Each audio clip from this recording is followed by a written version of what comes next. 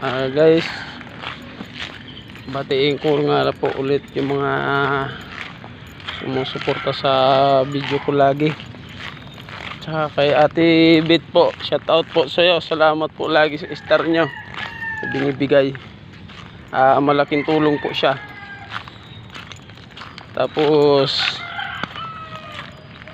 sana po yung kung may mga